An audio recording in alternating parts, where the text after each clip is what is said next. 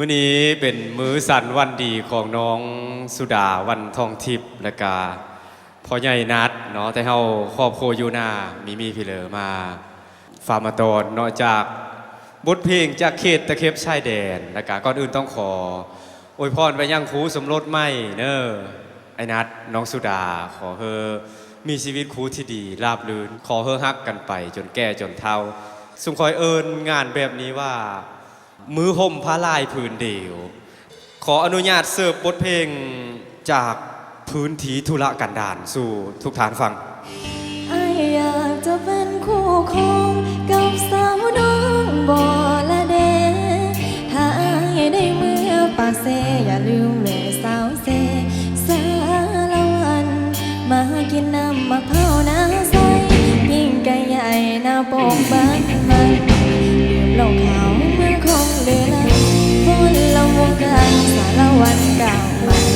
ก้าวไปสารวันก้าว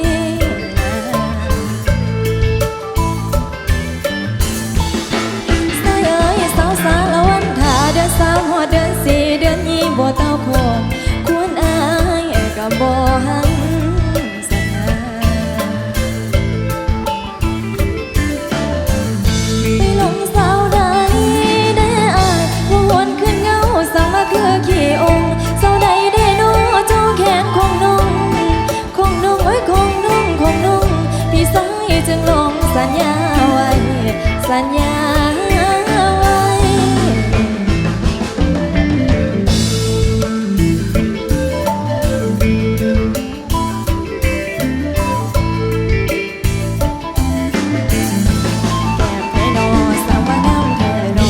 แก้มไผ่โนสังมางามแทโนแก้มไผ่โนสังมางามแทโน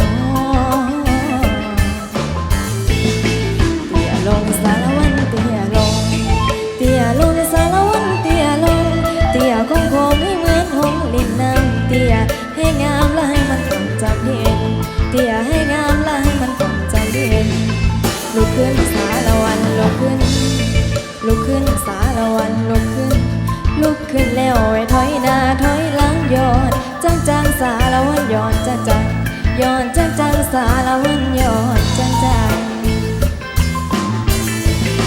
เสิร์ฟไว้กินมะพร้าวน้าใสสิพายไปกินปิ้งไก่น้าปงน้องสิหับกินเหล้าขาวเมืองคงน้องอาสาสิย้ายจนหอบวงแล้วฟ้อนลำวงจังหวะลำสารวันสารวันสารวันก้าวไป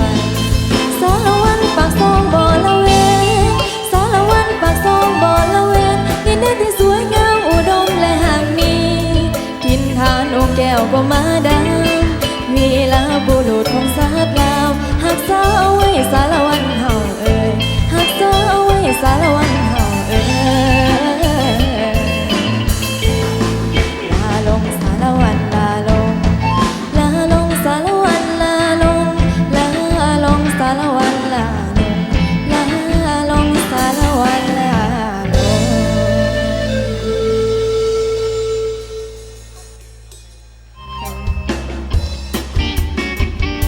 เอาม้วนต่ออีกหนึ่งผลงานเพลงกันแล้วกันเด้อ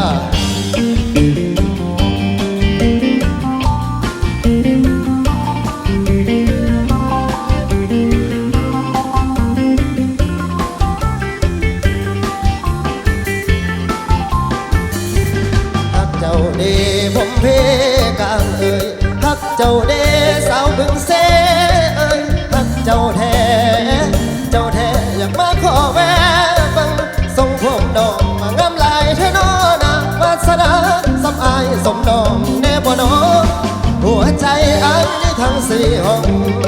ขอจองได้บ่เนี่ยอุ่นชีวิตมันหากินเศร้าคำอ้ายบ่แม่นหมอลำน้องก็บ่สนใจหักอ้ายได้บ่ถ้าบ่สนใจจะไปผูกคอตายน้องบ่ออกหักแท้กับสายน้องบ่ออกจะหักพี่สายมาให้เสียได้ทำให้อ้ายคิดต่อมาให้เสียได้ทำกับอ้ายลงคอหักอ้ายบ่สิเมื่อน้ำอ้ายบ่หักอ้ายบ่สิเมื่อน้ำอ้ายบ่อ้ายบ่มีพออ้ายมีแต่แม่คันมาหักอ้ายแท้สิเมื่อน้ำอ้ายบ่ตายความอ้ายบ่แดงตายสะแข็งอ้ายบ่จมตายเอาหัวมุนดินตายเอาตีนจุ่มน้ำตางให้น้องสุ่มเย็นลาคำแพงอ้ายนี่เอ่ยโอ้เด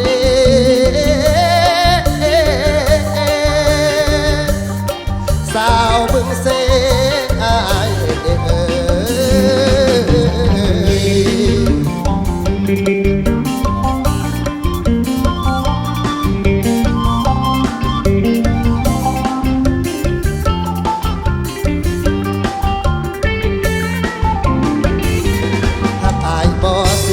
น้ำอายบ่หักอายบ่สิเมื่อน้ำอายบ่อายบ่มีพอ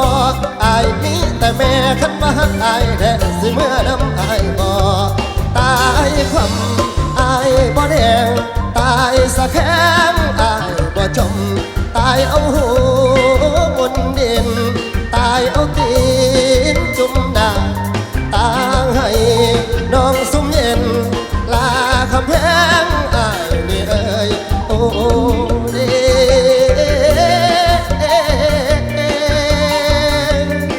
สาวบึงเส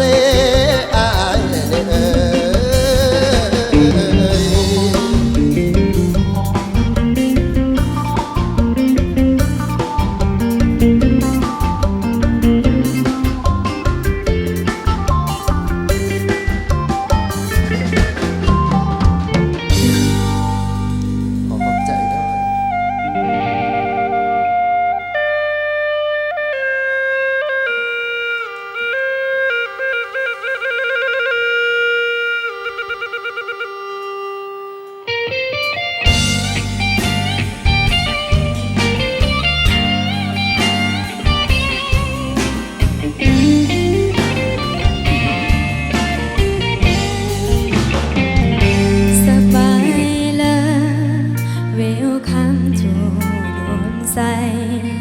ดินแดนอุดมวิไล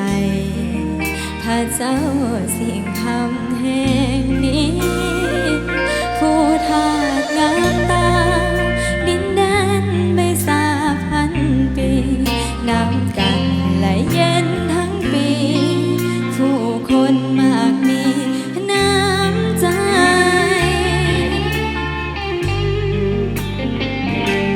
โศกสตานำพาเฮามาพบกันสองเฮาเคยฝากสัมพันธ์ไม่